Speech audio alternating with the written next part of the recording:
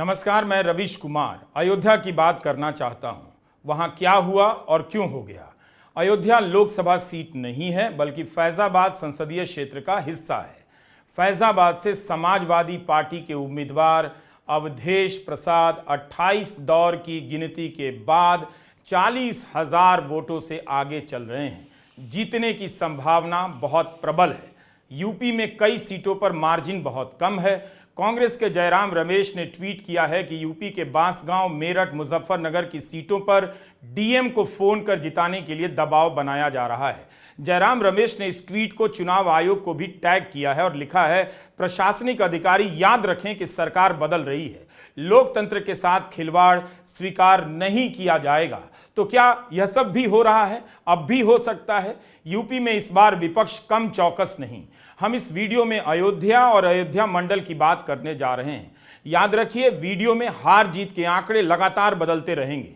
जब तक हम इसे YouTube पर डालेंगे तब तक आंकड़े कुछ और हो चुके होंगे। अयोध्या मंडल में लोकसभा की 5 सीटें आती हैं। अंबेडकर नगर से सपा के लालजी वर्मा 1,25,000 वोट से आगे चल रहे थे। इन्हीं लालजी वर्मा के घर मतदान के दिन पुलिस पहुंच गई। सुल्तानपुर से मेनका गांधी 15,000 वोटों से पीछे। अमेठी से स्मृति ईरानी 1 लाख से अधिक वोटों से हार रही हैं। बाराबंकी से कांग्रेस के तनुज पुनिया आगे चल रहे हैं। इससे बड़ा झटका क्या हो सकता है? किशोरी लाल शर्मा ने स्मृति ईरानी को मुंबई भेज दिया। राहुल अपने नए घर रायबरेली आ रहे हैं। लेकिन चर्चा तो इसकी होगी कि अयोध्या और अयोध्या मंडल में बीजेपी क्यों साफ हो गई। शायद बीजेपी को इंतजार होगा कि मोदी के नेहरू बनने के सपने में अयोध्या की सड़कों पर विजय जुलूस निकलेगा, लेकिन यहां पुलिस ही मार्च करती नजर आ रही है। अयोध्या में सन्नाटा पसरा है। इस शहर में मतदान करीब 6% कम हुआ। यहाँ के लोग मुआवजा न मिलने, शहर के विस्तार में मनमानी से बहुत दुखी हो गए। उन्हें एक वीआईपी अयोध्या तो मिल गई, मगर उनकी अपनी अयोध्या उनसे दूर चली गई। लोगों ने अयोध्या के इस हरण की सजा बीजेपी को दे दी है। इतनी बंदिशें हो गई थी अयोध्या के लोगों के लिए कि यहीं का रहने वाला अपने शहर में बेगाना हो गया था। बीजेपी ने फैजाबाद से 2 बार के सांसद रहे सांसद लल्लू सिंह को उम्मीदवार बनाया। वो हैट्रिक का इंतजार कर रहे थे। अवधेश प्रसाद की धीमी गेंद के आगे हिट विकेट हो गए। मतों की कई दौर की गिनती हो चुकी है, मगर लल्लू जी आगे नहीं निकल पाए। पोस्टल को छोड़ दें तो लल्लू सिंह एक भी दौर में बढ़त हासिल नहीं कर पाए।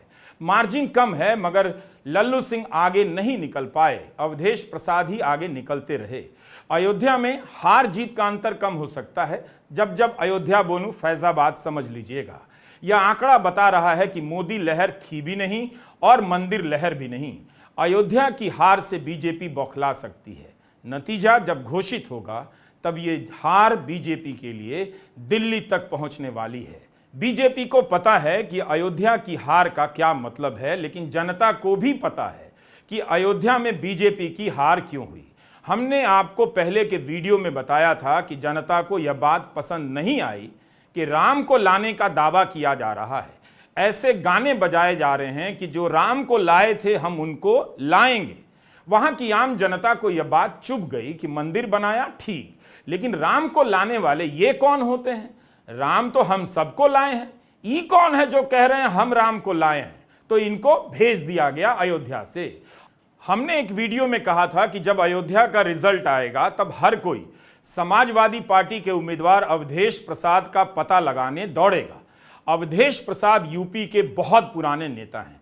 मुलायम सिंह यादव के पुराने साथी रहे हैं। जब वे कैबिनेट मंत्री थे नेताजी, तब अवधेश राय राज्य मंत्री हुआ करते थे। गोदी मीडिया को घमंड हो गया था कि उसी की बदौलत देश में नेता पैदा होते हैं, मगर अवधेश प्रसाद को किसी मीडिया ने पैदा नहीं किया। वे इस मीडिया युग में भी बिना मीडिया के इतना बड़ा राजनीतिक परिवर्तन करने वाले नेता साबित होने जा रहे हैं। उनकी लीड लगातार बढ़ती चली जा रही है। पहले आप हमारे उस वीडियो का छोटा सा हिस्सा देखिए जो हमने पहले किया था। आज अयोध्या में भी मतदान हो गया। यहां से इंडिया गठबंधन ने समाजवादी पार्टी के विधायक अवधेश प्रसाद को उम्मीदवार बनाया है। अवधेश प्रसाद को लेकर मीडिया में चर्चा कम हुई है। अगर इन्होंने बीजेपी को हरा दिया तो सारे पत्रकार इनकी प्रोफाइल खोजते फिरेंगे कि अवधेश प्रसाद कौन है। अवधेश प्रसाद पहली बार सांसद का चुनाव लड़ रहे हैं। अवधेश प्रसाद दलित हैं, मिल्कीपुर रिजर्व सीट से विधायक बने थे। अवधेश प्रसाद मौर्य को आप ठीक से देख लीजिए। हमने तभी कहा था कि अवधेश प्रसाद को आप ठीक से देख लीजिए। अवधेश प्रसाद 9 बार के विधायक हैं, सीनियर विधायक हैं और उत्तर प्रदेश में 6 बार मंत्री रह चुके हैं। चुनावों के दौरान अखिलेश यादव का एक वीडियो खूब वायरल हुआ जिसमें वे एक उम्मीदवार को पूर्व विधायक कह रहे हैं, तो उम्मीदवार ने टोका कि वे तो विधायक हैं अभी। इस पर अखिलेश यादव ने कहा कि आप सांसद बनने जा रहे हैं। वो उम्मीदवार फैजाबाद में बीजेपी को हराने वाले अवधेश प्रसाद ही थे।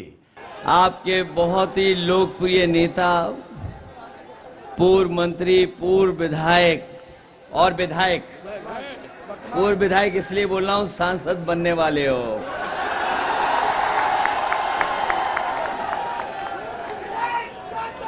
गोदी मीडिया की चुनावी रिपोर्टिंग निकाल कर देखिए, कितनी रिपोर्ट में अवधेश प्रसाद की प्रोफाइल मिलेगी आपको। मिलेगी ही नहीं।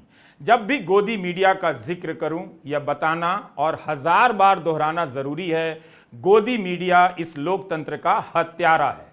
प्रशासन से इजाजत लेकर हो सके तो इस नारे को आप गांव-गांव में लिखवा दीजिए। यही वो मीडिया है जो 10 साल से भारत के अर्जित लोकतंत्र की हत्या का प्रयास कर रहा था। जनता कमाल की है इस देश की, उसने लोकतंत्र के हत्यारे गोदी मीडिया की गर्दन पकड़ ली है। जिस मंदिर के नाम पर गोदी मीडिया से लेकर भाजपा के प्रचार तंत्र ने यह मैसेज फैलाया कि देश में दूसरी दिवाली आई है, उसी सीट पर आज भाजपा के लिए जीत पाना मुश्किल हो गया। राम मंदिर उद्घाटन का 108 घंटा सीधा प्रसारण करने वाले चैनलों ने अवधेश प्रसाद को इस चुनाव में कोई जगह नहीं दी। आज वे हैरान हैं कि यह कैसे हो सकता है कि भाजपा यहां पीछे है। यही होता है जब आप किसी क्षेत्र को केवल धर्म की नजर से देखते हैं। आप लोगों से मुद्दों की बात नहीं करते। आप जान नहीं पाते कि उन्हें अपने सांसद से क्या उम्मीदें हैं, क्या शिकायतें हैं। दिल्ली से आए प्रधानमंत्री अपने नाम पर वोट मांगते हैं, लेकिन क्या कभी आपने जाना कि इस शहर के लोग क्या चाहते हैं? इस चुनाव में जनता को किनारे कर दिया गया था। अयोध्या से जुड़ी कुछ और बातें बताता हूं। 1992 में बाबरी मस्जिद के ध्वंस के बाद 1993 में जब विधानसभा चुनाव हुए, तब बीजेपी अयोध्या के अलावा फैजाबाद की सभी विधानसभा यानी 4 सीटों पर हार गई। यूपी में मुलायम सिंह यादव की सरकार बन गई। 2020 में जब राम मंदिर का शिलान्यास हुआ, उसके बाद जब विधानसभा चुनाव हुआ तो अयोध्या जिले की 2 सीटों पर बीजेपी हार गई, जबकि पहले अयोध्या की 5 सीटें बीजेपी के पास थी। फिर अयोध्या नगर निगम का चुनाव हुआ तो बीजेपी ने बहुमत गंवा दिया। यहां तक कि जिस वार्ड में मेयर रहते हैं उस वार्ड से निर्दलीय उम्मीदवार जीता। राम जन्मभूमि तीर्थ क्षेत्र के वार्ड में भी निर्दलीय जीता। जिस वार्ड में मंदिर आता है वहां एक मुस्लिम उम्मीदवार निर्दलीय जीत गया। ये अयोध्या है। अयोध्या में 28 दौर की गिनती हो चुकी है। अवधेश प्रसाद ने 40,000 मतों की लीड ले ली है। अब लग रहा है कि वे फैजाबाद सीट पर बीजेपी के लल्लू सिंह को हरा ही देंगे। अवधेश प्रसाद को 4 लाख से अधिक वोट मिले हैं। आंकड़े बदलते रहेंगे। इस काउंटिंग सेंटर पर बीजेपी के कार्यकर्ताओं के चेहरे पर हवाइयां उड़ी हुई हैं। अयोध्या में जीत का जश्न कुछ और होता, मगर बीजेपी अयोध्या हार गई। अयोध्या की जनता ने कितना बड़ा संदेश दिया है। यहां बीजेपी गुटबाजी की भी शिकार हुई, लेकिन अयोध्या में बेरोजगारी का बड़ा सवाल हावी हो गया। बेरोजगारी ने युवाओं को बीजेपी से बहुत दूर कर दिया। अयोध्या मंडल की सभी 5 सीटों पर बीजेपी का खराब प्रदर्शन बता रहा है कि यहां के लोगों ने मंदिर तो स्वीकार कर लिया, मगर मंदिर के नाम पर राजनीति करने वालों को दूर कर दिया। यूपी से एक और नए दलित नेता का उदय हो रहा है, चंद्रशेखर रावण। नगीना सीट से भीम आर्मी के चीफ 1 लाख से अधिक वोटों से आगे चल रहे हैं। उनकी जीत अब पक्की लग रही है। मैनपुरी से डिंपल यादव 1,90,000 वोटों से जीत गई हैं। समाजवादी पार्टी और कांग्रेस ने उत्तर प्रदेश में परचम लहरा दिया है। दिन भर के कवरेज में बीजेपी कभी भी 50 से ऊपर नहीं जा सकी, जबकि यहां की कई सीटों पर 2019 में 50% की मार्जिन से जीती थी। राहुल गांधी ने रायबरेली से 4 लाख वोटों की बढ़त बना ली थी। 2019 में सोनिया गांधी 1,67,000 वोट से जीती थीं। राहुल ने बड़ी जीत की तरफ अपना कदम बढ़ा दिया है। और किशोरी लाल शर्मा, उनकी उम्मीदवारी तय होने पर गोदी मीडिया कितना दुखी हुआ, लेकिन तब हमने इस नेता के बारे में अपने वीडियो में कुछ आपको बताया था, उसकी कुछ खासियतों का जिक्र किया था। फिर से सुनिए।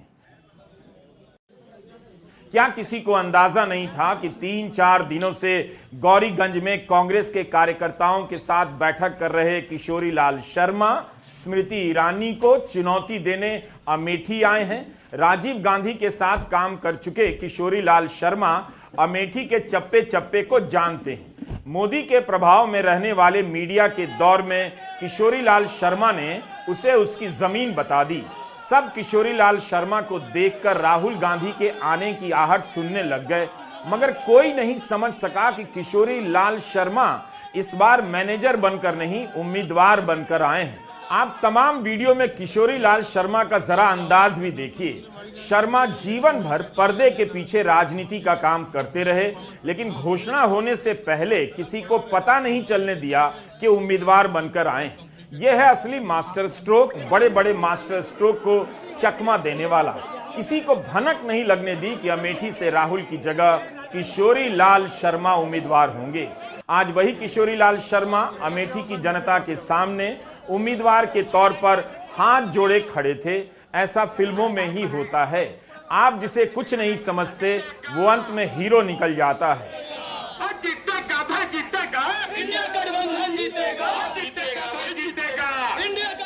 किशोरी लाल शर्मा की राजनीतिक परीक्षा तो अब होगी, लेकिन उन्होंने 4 दिनों से अमेठी में जो शानदार अभिनय किया है, उम्मीदवार होते हुए भी मैनेजर की तरह घूमते रहे, यह इस चुनाव का सबसे रोचक प्रसंग है। अमेठी गए पत्रकारों को रात भर नींद नहीं आनी चाहिए कि जो उनके सामने फकीर बना घूम रहा था वही तो देवता था। मीडिया को बस दिखाई न दे सका। प्रधानमंत्री मोदी ने अमेठी जाकर स्मृति ईरानी के लिए प्रचार नहीं किया, मंडी जाकर कंगना रनौत के लिए प्रचार किया। स्मृति ईरानी हार गईं, कंगना जीत रही हैं। मंत्रिमंडल में भी स्मृति ईरानी बड़े मंत्रालय से कम महत्व के मंत्रालय की तरफ शिफ्ट की जाती रहीं। क्या स्मृति ईरानी को इसका दुख होगा? मोदी ने उनके लिए प्रचार नहीं किया और कंगना के लिए किया। मुंबई से एक नेता चुनाव जीत रही है और मुंबई से ही एक नेता जो आई थी हार कर मुंबई लौट रही है।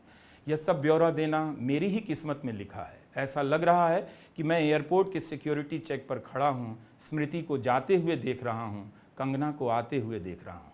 भारत की राजनीति अपने पतन मार्ग पर है और मैं उस मार्ग का वो ट्रैफिक इंस्पेक्टर जो किसी को रोक नहीं पा रहा। आप रवीश कुमार ऑफिशियल इस चुनाव का सबसे गरीब चैनल देखते रहे, यही बड़ी बात है। यही आपका उत्थान है और यही मेरा उत्थान है। रायबरेली में राहुल गांधी से हारने वाले दिनेश प्रताप सिंह ने किशोरी लाल शर्मा को प्रियंका गांधी का क्लर्क कहा था। लखीमपुर खीरी जहां किसानों की हत्या हुई, वहां सपा के उत्कर्ष वर्मा जीत गए। केंद्रीय गृह राज्य मंत्री अजय मिश्रा उर्फ टेनी हार गए। अमित शाह गए थे प्रचार करने, बड़ा आदमी बनाना चाहते थे। टेनी का हार जाना इंसाफ है। इनके बेटे की जीप से किसान मारे गए, लेकिन कन्याकुमारी में आध्यात्मिक होने का नाटक करने वाले प्रधानमंत्री नरेंद्र मोदी ने किसानों की बात नहीं सुनी। किसान यही तो मांग कर रहे थे कि अजय मिश्रा टेनी को मंत्रिमंडल से हटा दीजिए, मगर उन्होंने नहीं हटाया। उत्तर प्रदेश ने भारत की राजनीति के सवालों का उत्तर दे दिया है। उसे मंदिर के नाम पर बेवकूफ़ बनाने की राजनीति बंद होनी चाहिए। यूपी के लड़कों को रोजगार चाहिए, उससे पहले ढंग का कॉलेज चाहिए कि ढंग से 4 पन्ने का लेख लिख सकें, जहां पढ़ाई हो, मोदी मोदी ना हो। यूपी की जवानी इस 10 साल में बर्बाद कर दी गई। यूपी का जनादेश उसी बर्बाद जवानी की बगावत है। नमस्कार, मैं रवीश कुमार।